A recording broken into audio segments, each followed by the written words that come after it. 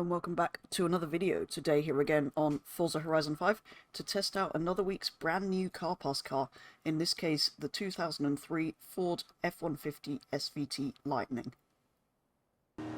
So yes, this model of Ford F-150 SVT Lightning is from 2003 and the idea is it's a high performance truck for the road.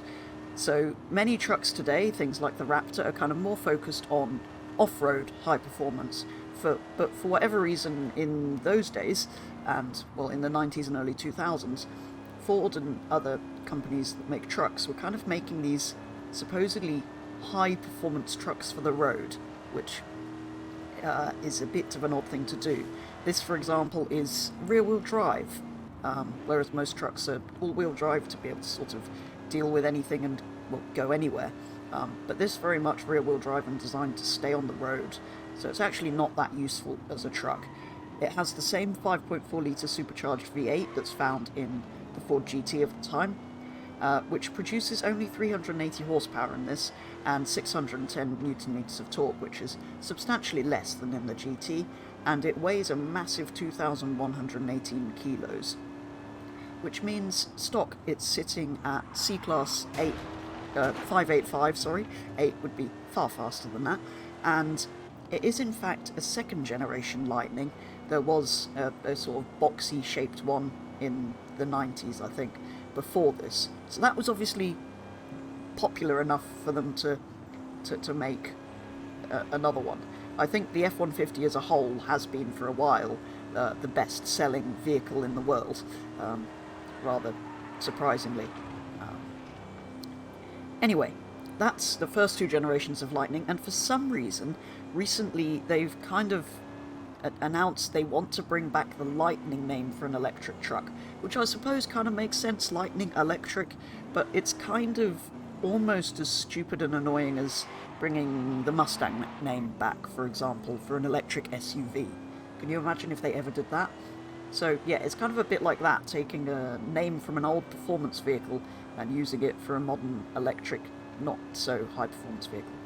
Anyway, that aside, it is actually featured, I didn't realise this, in one of the Fast and Furious movies, so theoretically it should be as iconic as a Toyota Supra. I think it was only shown briefly. It was basically Brian O'Connor's work truck, apparently, in one of the many, many films that they made. So yeah, it's pretty famous. And, well, I actually remember it particularly from a couple of things. From the old Ford racing games, this was one of the trucks, one of the vehicles in there that I used to drive quite a bit. I've just noticed on the front there's kind of a gap between the bumper and the front bit. I don't know if that's part of the design, or if Forza have done that. Anyway, it looks ridiculous. But yeah, I remember driving it a lot in Ford racing, and also from a rather memorable episode of Top Gear, where Clarkson tested it out. But basically I think his conclusion is that it was terrible, had bad build quality, particularly on the interior, was slow, too big, and didn't fit in the UK. So, all good then.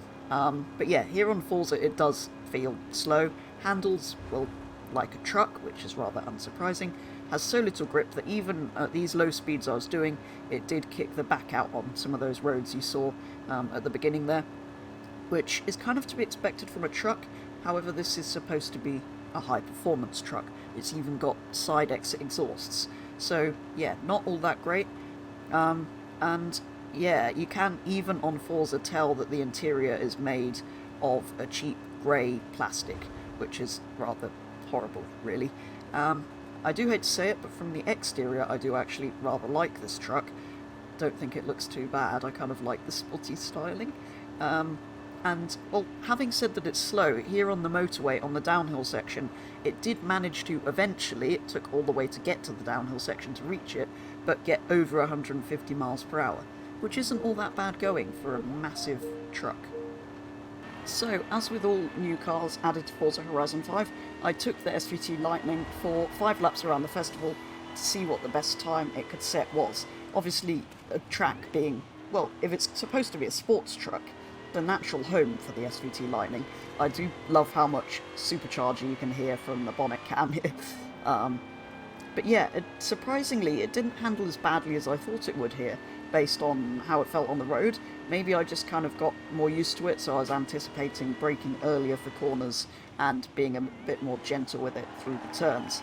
But I was immediately quite comfortable with it, and from lap 2 onwards I was setting fairly similar lap times. I mean, there's not really much you can go wrong in a truck this slow, although on the final sort of cool-down lap I did manage to get the back to kick out a few times by sort of giving it a bit of a flick into the corners, which was quite a lot of fun. It was actually quite controllable because it's so slow. But yeah, it is, at the end of the day, still a pickup truck, so it'll be interesting to see what time it sets. In C-Class we're looking at things like the Toyota Celica, Ford Mustang, Toyota Tundra, Lamborghini Espada, things like that. So it'll be interesting to see how it compares. It does sound good from this view. But anyway, it wasn't quite as bad as I was expecting it to be, but it still drove a little bit like a truck. So, the SVT Lightning's best time around the festival was a 1:21.275, making it 100th of a second faster than a Toyota Celica, which sounds fast for a truck, but the PI rating is 585, where the Celica's down at 557. So for its PI, it's not really done all that well. But then, to be fair, nor did the Celica. But all the cars above it are higher PI, the Espada, Mazda 323 GTR, and things like that. So overall, not too bad around the track, given that this thing is, at the end of the day, a pickup truck.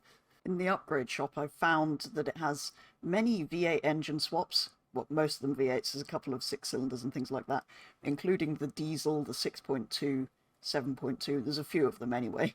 It also had your usual all-wheel drive conversion and twin turbos, but more interestingly, it had some aero parts.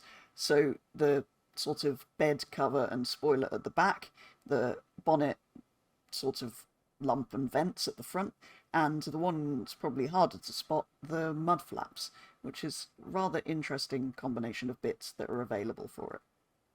So I upgraded the Lightning to the top of B-Class and then brought it back to the festival to put in another 5 laps to see what it could do. I do, again, love the sound you can hear from the bonnet cam here, although you can see the sort of custom hood I fitted doesn't actually have vents, which is a rather disappointing thing to discover. But yeah, I built it to the top of B-Class, bringing the weight down to 1,654 kilos, which was kind of what I felt it needed the most. It kind of felt like it had enough power, although 380 potentially isn't enough at the top of B, which is what it does still have, the stock horsepower amount.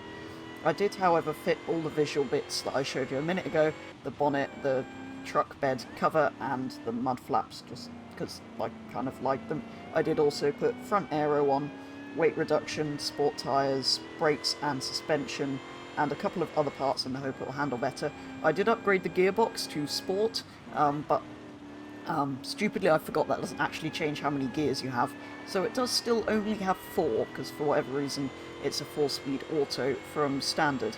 But yeah, all of those things meant it handled very, very well on this lap around the festival, and, well, turned from handling like a truck into actually quite a nice handling vehicle. So, rather surprisingly, the Lightning's actually only the second B-Class car I've managed to get into the 113s, the other being the Celica, which yes did a 113.0, where this, in fact, the best time I got out of it was a 113.8, so it's still 0.8 of a second slower, but it's faster than, well, a whole number of other cars I've built to the top of B, although they're things like the Wuling Sunshine and the Toyota Tundra, so not the toughest competition, but reasonably good, and being the second fastest B-Class car to go round isn't too bad, considering it is a pickup truck, even if it is quite a sporty one.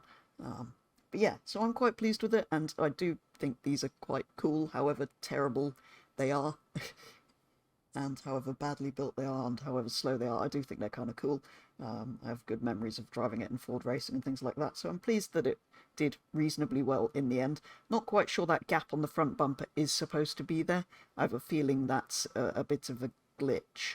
But anyway, overall, I've quite enjoyed driving this, and well, it's probably the most interesting car out of the 4 Car Pass cars this season. The ones after, there's a couple of interesting ones, but all of those I'll be testing out as and when they are released. So make sure you stick around if you want to see videos on any of those.